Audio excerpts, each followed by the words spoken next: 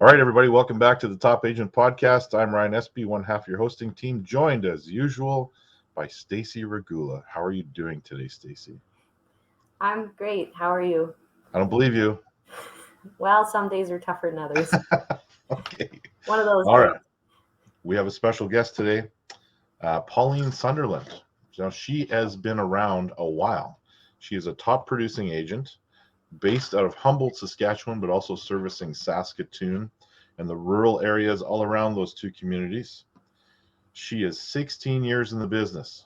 She's a double diamond and two-time Icon Award winner with eXp. So, without further ado, everyone join me in welcoming Pauline.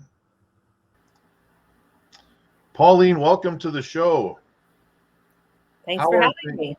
How are things in Humboldt, Saskatchewan? Well, our weather is much nicer now. We're only like minus 13 right now. Oh, well. Celsius, Pretty much Americans. exactly what it is here in sunny Portage la Prairie. And yeah, so Humboldt, Saskatchewan, Saskatoon, Saskatchewan, those are your two primary areas. Let's get that out of the way right now. Yeah, and rural. And rural. Yeah. But I want to talk to you about life before real estate. What did it look like? What was your career before you ever got into the business? Well, I was a waitress. I ran my own restaurant. I worked in many bars. And my last was the BV in Humboldt. I was a waitress for quite a while. Like, how long did you do that for? Until I was probably 5 years into my real estate career. So my whole life, basically. Wow.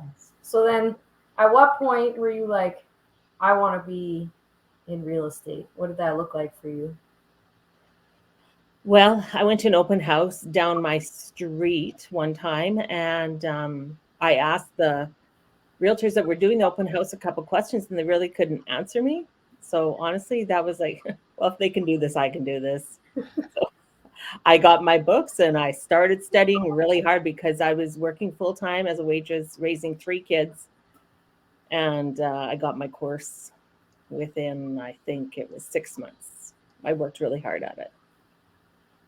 That's awesome. Now, you've obviously been in the business for 16 years. So we just talked about that a little bit off camera. But 16 years in the business. Now, we know eXp hasn't been around that long. So can you talk about your experience at your first brokerage? And and that's a big story because that's a long time. And then eventually what led you to eXp? Well, I was at just a locally owned brokerage right here in Humboldt. And we didn't have many people. Towards the end, it was basically just me and the broker. And I just needed more. I needed to run my own business, not run it for her kind of thing. Like she always, looked over me, and I just wanted something different. I wanted something that was more exciting and of course to make more money, right? I actually, Marla joined or asked me to be friends on Facebook. And so I accepted, and I was just watching her. And I'm like, what is this eXp all about? So I messaged her and she told me a little bit about it. Then I was going. It would be just about 3 years ago. In February, I was going to go. And my broker talked me into staying. So I stayed till October. And then I did make the move to eXp. Let me guess, they tried to give you a better commission split to keep you there. Yeah, I just, my broker was, more of a friend, and I just felt, Fair. Obligated with her, but our relationship just deteriorated after, because she knew I was going to move back in February. So, yeah. Well, I need to ask the question as a follow-up because we have some agents that have said kind of the same thing. And I think that's a common theme amongst realtors that are contemplating a switch is they have this loyalty to their old broker. Whether it's friendship, whether it's, you know, favors they've done for them in the past. What would you say to those people that are contemplating that switch and still holding on to that loyalty that they have for a brokerage that they know really doesn't fit them anymore? I just think about if rules were switched, would they do it for you? And it's about your life, not their life. You have to live it the way you want to, right? And I'm just so glad I made the move because it's a world of difference. Yes. That's excellent advice. I know, like, my switch was fairly easy over to eXp, but yeah, there's definitely, with the smaller brokerages, you know, you more have that family vibe, and people are yeah, it was definitely very hard, right?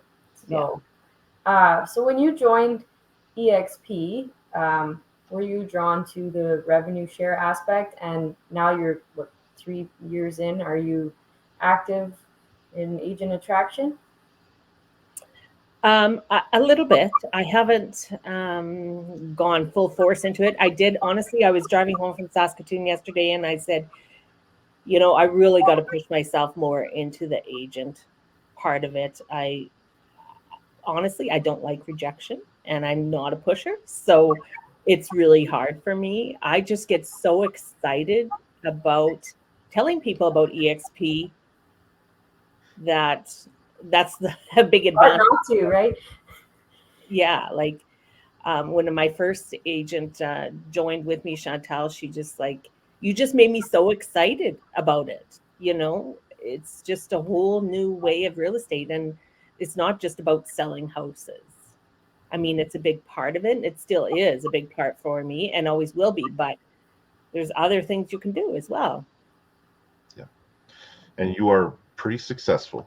You're a 2-time Icon agent. You're a double diamond winner, which we can get into later in some other episode, but a double diamond winner is significant because it's based on volume or gross commission. But the fact that you've hit Icon twice is a big deal. So in traditional real estate, you're very successful. What advice would you give to a new agent to help them adapt to a changing market? Oh, you just really have to put yourself out there. You have to. Being a new agent definitely will be harder. You just have to put yourself out there, talk to people, get on the phone, social media, just a little bit of everything. You can't sit back and wait for it to happen. You got to. On the flip side of that, is that the very same advice that you would give to a veteran? Yeah.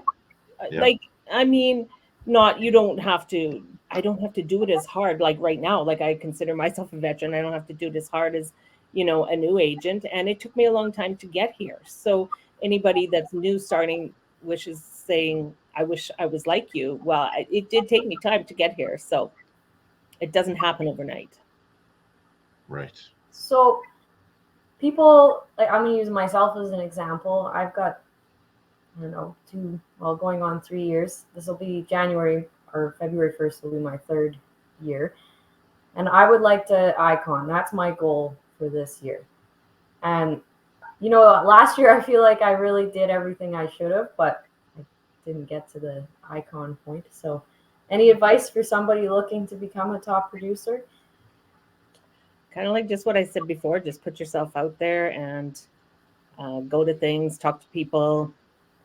For me, it was a little bit different because I was a waitress in the community before I started before. So that's really how I got to know people.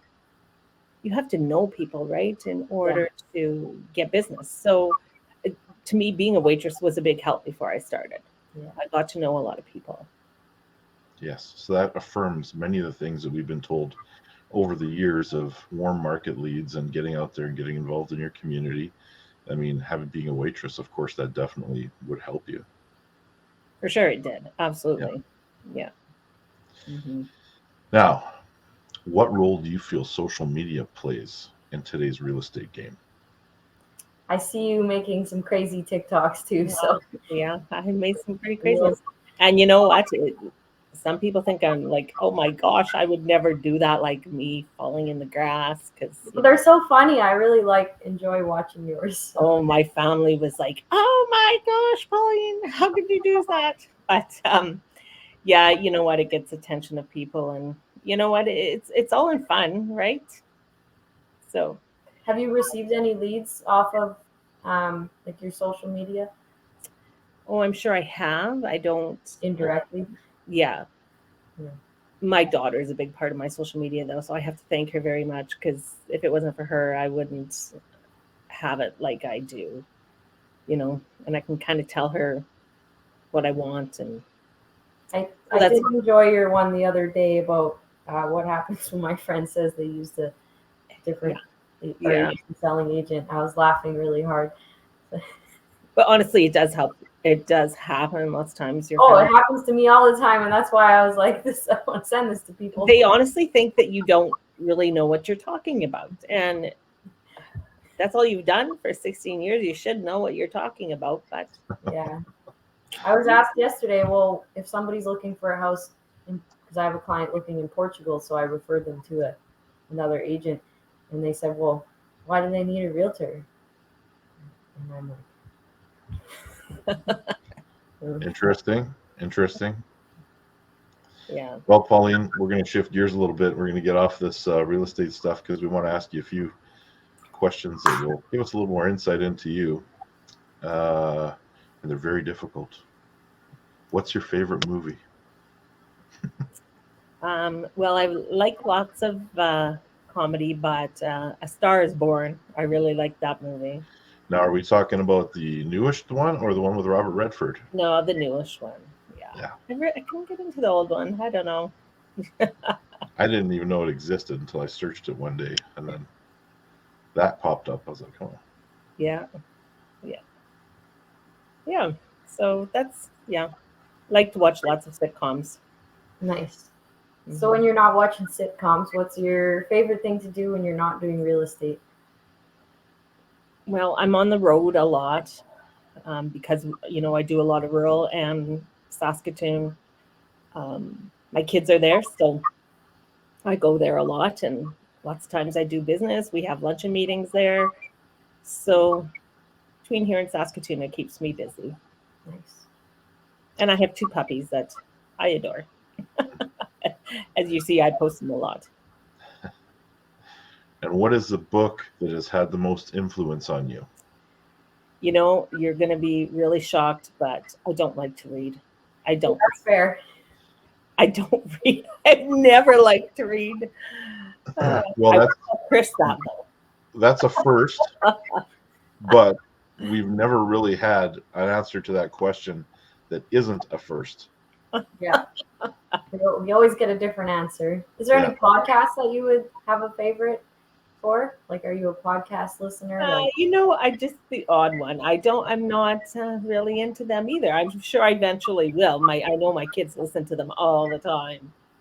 There's definitely some good like agent attraction podcasts out there. Mm-hmm. Yeah. And then the hardest question of the day: what is the best piece of advice you've ever been given?